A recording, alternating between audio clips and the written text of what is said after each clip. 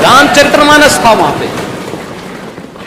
मैंने कहा आप पढ़ना जानते हैं? कहा नहीं, पढ़ना नहीं जानते, लेकिन हमने जो विरासत में सीखा है वही हम उसको याद रखते हैं। शुद्ध भोजपुरी में, अवधी में लोग बोलते हैं और वही मैं बोलना चाहता हूं महोदय।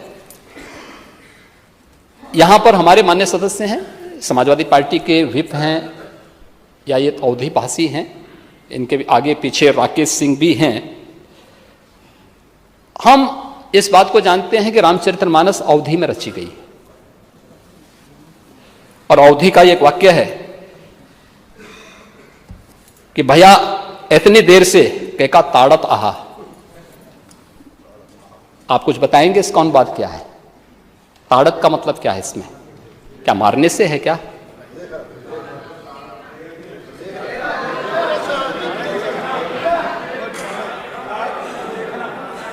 देखने से है न हो। अरे फिर अध्यक्ष महोदय, संरक्षण, अध्यक्ष महोदय आपसे संरक्षण है क्योंकि आपने मुझे रोका था, याद है आपको? मैंने आपको रोका नहीं, मैंने नहीं बोला। आउट ऑफ कॉन्टेक्स्ट नहीं बोलना चाहिए, आउट ऑफ कॉन्टेक्स्ट भाषण नहीं होना चाहिए। अध्यक्ष मेरा आपसे यही निवेदन है। कंटेस्ट में है ना, इसमें माननीय अध्यक्ष जी जब नेता विरोधी दल बोल रहे थे हाँ तो कोई मुझे तो क्रिकेट का विषय जो आया वो क्या आउट ऑफ कॉन्टेस्ट नहीं था क्या? वो भी आउट ऑफ कॉन्टेस्ट था। ये अपने आप में नहीं, ये टोकना नहीं चाहिए ये बात। एक जब नेता प्रतिपक्ष बोल रहे थे किसी ने भी नहीं टोका, माननीय मुख्यमंत्री जी बोल रहे हैं, बाकी को ये अपनी बात नहीं चाहिए महोदय। दूसरा है हमारे बुंदेलखंड से मान्य सदस्य कितने हैं? थोड़ा हाथ खड़ा करेंगे सब लोग बुंदेलखंड के। हाँ बैठे महोदय। बुंदेलखंड संत तुलसीदास जी का जो जन्म हुआ था वो आज के चित्रकूट जनपद के अंदर राजापुर गांव में हुआ था और वहां पे अगर आप देखेंगे बुंदेलखंडी में अगर हम बात करेंगे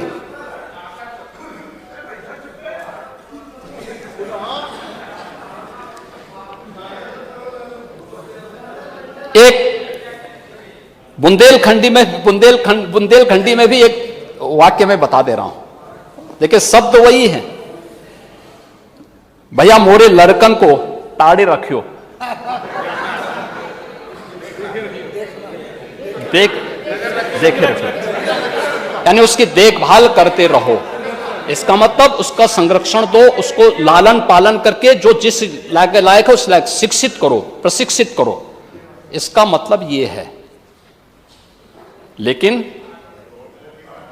समाजवादी पार्टी का कार्यालय आज इस समय संत तुलसीदास जी के खिलाफ अभियान चला रहा है। रामचरितमानस जैसे पावन ग्रंथ को किस तरीके से नादर भाव के साथ जगह जगह करने का प्रयास कर रहा है। और महोदय ये चौपाई है कहां पे? अगर आप रामचरितमानस के सुंदरकांड में जाएंगे तो सुंदरकांड में यह प्रसंग तब आता है जब भगवान राम 3 दिन तक समुद्र से लंका में जाने के लिए रास्ता मांगते हैं और रास्ता नहीं मिला है। तो पहली चौपाई तो मैंने पहले बता दी थी जब उन्होंने कहा कि भय बिन होई न प्रीति।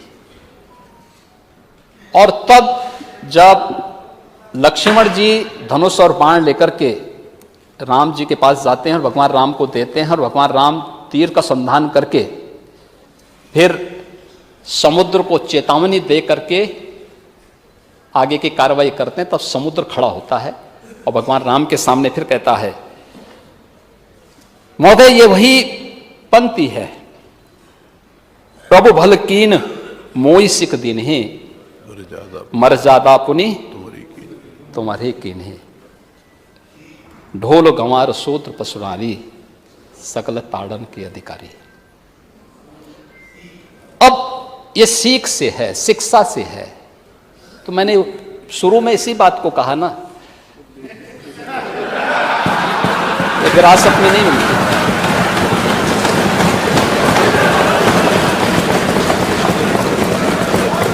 ढोल एक वाद्य यंत्र है। गंवार का मतलब अशिक्षित से है, शूद्र का मतलब श्रमिक वर्ग से है, किसी जाति विशेष से नहीं है।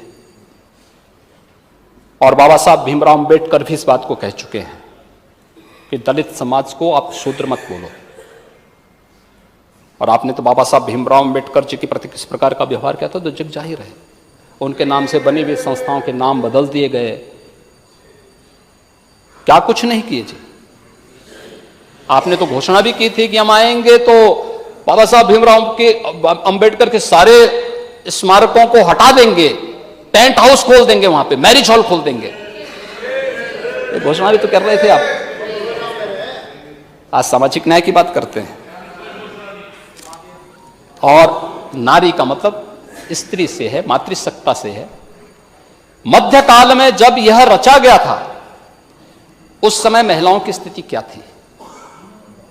रामचरितमानस की रचना जिस कालखंड में हुई थी उस समय महिलाओं की स्थिति क्या थी? किसी से छुपा हुआ नहीं है।